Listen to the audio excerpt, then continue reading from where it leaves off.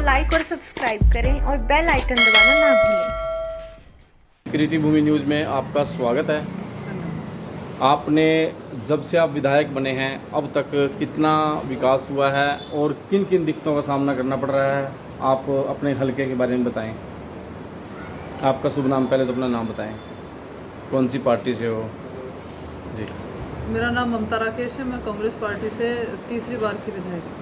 2015 में मेरे पति स्वर्गीय सुरेंद्र राकेश तत्कालीन कैबिनेट मंत्री समाज कल्याण एवं परिवहन विभाग की लंबी बीमारी के कारण अस्थमय मृत्यु हो जाने के बाद उपचुनाव मुझे लड़ना पड़ा और उपचुनाव में ऐतिहासिक जीत दर्ज की। और उसके बाद कांग्रेस पार्टी के सिंबल पर मैंने 2017 में विधानसभा चुनाव लड़ा और अब तीसरी बार 2022 में विधानसभा चुनाव लड़ा और जनता के आशीर्वाद से, परमपिता परमात्मा के आशीर्वाद से इसमें जीत हासिल। मैम 5 सालों में कितना विकास किया आपने?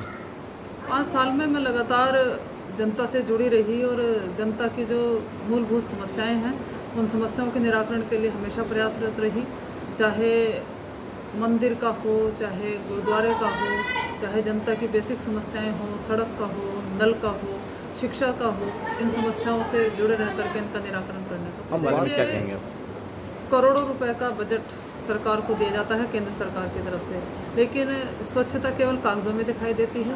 आज भी आप देखिए नगर पंचायत भगवानपुर में आप बैठे हैं, नगर पंचायत में आप जगह जगह जाकर देखिए कूड़े के ढेर लगे हुए हैं, पानी की निकासी की कोई व्यवस्था नहीं है। स्वच्छता के नाम पर लोगों से काफ़ी अच्छा खासा टैक्स भी वसूला जा रहा है, मकान का टैक्स कहीं ना कहीं स्वच्छता के नाम पर घोटालेबाजी तो नहीं हो रही है?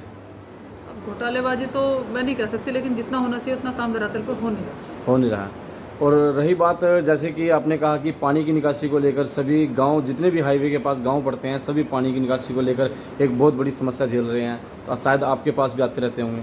मेरे पास भी निवारण क्या होता है? और थोड़ी सी बरसात होती है तो जल भराव की समस्या से हम लोगों को जूझना पड़ता है। विशेष रूप से औद्योगिक क्षेत्र में काफ़ी लंबे समय से जब से औद्योगिक फैक्ट्रियाँ लगी हैं तभी से जल भराव की समस्या है।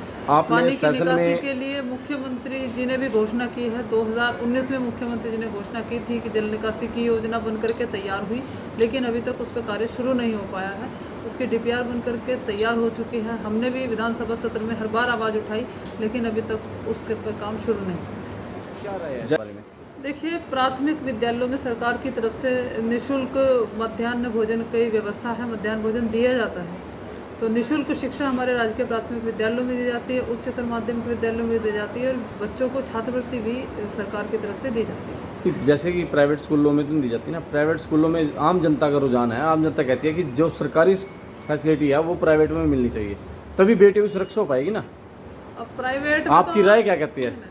देखिए, मेरी राय ये है कि जहाँ तक आपने कहा शिक्षित करने की बात जी। है, प्राइवेट तो प्राइवेट हो गया। अब प्राइवेट संस्थान अगर आप कहें कैम्ब्रिज यूनिवर्सिटी में आप पढ़ाना चाहते हैं या फॉरेन की शिक्षा देना चाहते हैं, वो सब प्राइवेट हो गया। तो ये तो हमारे आर्थिक संसाधनों पर डिपेंड करता है कि हम अपने बच्चे को कहाँ शिक्षा देना चाहते हैं। कि जो जनता की राय है, मैंने उसी से संबंधित सवाल किया। हमारा ये मानना है कि बेटियों को हम आत्मनिर्भर बनाने के लिए आत्मरक्षा के गुण सिखाएं, जिसके लिए हमारे बेटे में आत्मविश्वास पैदा होगा और आत्मविश्वास के साथ वो शिक्षा ग्रहण करने के लिए जाएगी। तभी हमारी बेटियां सुरक्षित रह पाएंगी। जब बेटियों के मन से डर निकलेगा कि हाँ हम सम्मान हैं और बेटियों को सम्मान की दृष्टि से हमारा आज ईडी की जांच करके विपक्ष की आवाज़ को, जनता की आवाज़ को दबाने का कुत्सित प्रयास किया जा रहा है, जो सिर्फ तानाशाही है।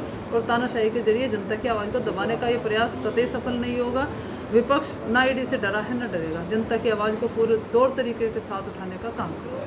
बहुत ही दुख का और चिंता का विषय है। बच्चों के भविष्य को लेकर के बड़े सवाल खड़े हो रहे हैं कि हमारा युवा दिशा से भटक रहा है, सही रास्ते पर नहीं जा रहा है। तो हमें नशे को पूरी तरह से रोकने के लिए एक मुहिम चलानी होगी, एक मिशन बनाना होगा।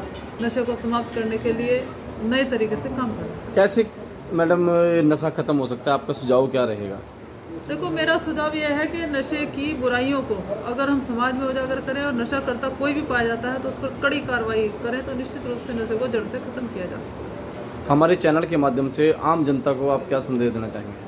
आपके चैनल के माध्यम से मैं जनता को यही संदेश देना चाहती हूँ कि समाज में फैली हुई बुराइयों या बीमारियों को जड़ से ख़त्म करने के लिए सबसे पहले हमारे बच्चों को जागरूक करने के लिए उनको काउंसलिंग की आवश्यकता है। अगर हमारे किशोरावस्था के बच्चों को हमारे डॉक्टर्स, रिटायर्ड डॉक्टर जो हैं और रिटायर्ड टीचर जो हैं, वो आगे बढ़ करके सामाजिक संस्थाओं के जरिए बच्चों को काउंसलिंग करें, उन्हें समझाएं कि इस उम्र में स्वस्थ रहने के लिए, हमें लंबे चलने के लिए, अगर हम दीर्घायु चाहते हैं कि तो हमें नशे को बिल्कुल तिलांजलि देनी पड़ेगी, नशे से हमें दूर रहना पड़ेगा।